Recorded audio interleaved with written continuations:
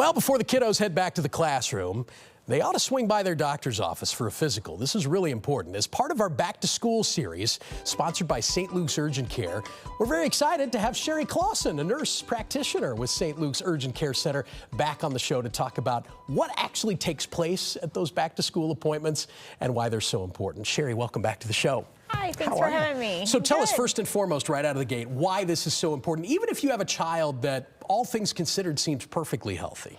This is a structured time to go back and get this physical. They can look for any underlying disease processes, things that haven't come up.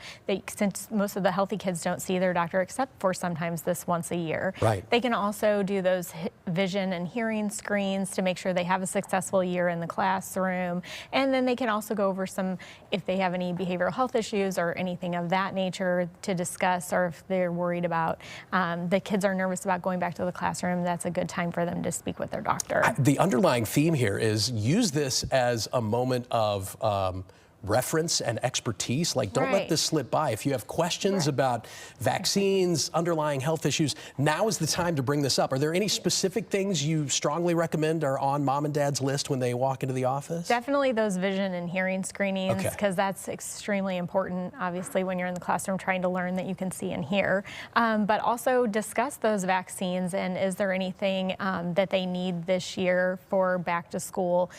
Because they get them a lot when they're little, and then it kind of, fades away until they get a little bit older. And especially some of the kids when they're getting ready for back to college, and that they need different vaccines than they needed when they were younger. Right.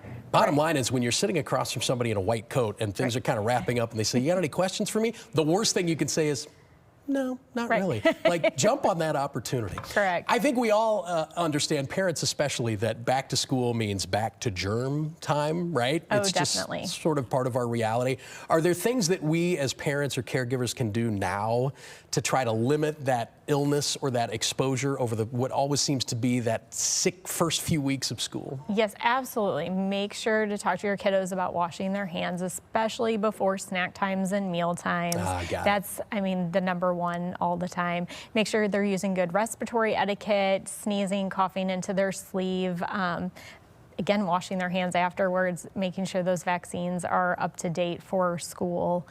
And obviously not sending your children to school when they're sick. Right. Advise them don't share drinks or eating utensils or foods with their friends. Right, that type of thing. It's always a big one. Which is inevitable, but if you just give them reminders once in a while, it can help improve those habits. Okay, so let's say we get back over the back to school hump and things are running smoothly. We're into the school year now, but things are going to happen, injuries, illnesses, minor maladies. How do we know when it's something that can be managed from home, and converse to that, when it's time to pick up the phone and call your doctor's office? Right. Well, obviously, always call your doctor if you have any questions whatsoever. However, if they've been running a fever and it's been going on for more than several days, especially over 101, that's always an indicator there could be something else underlying.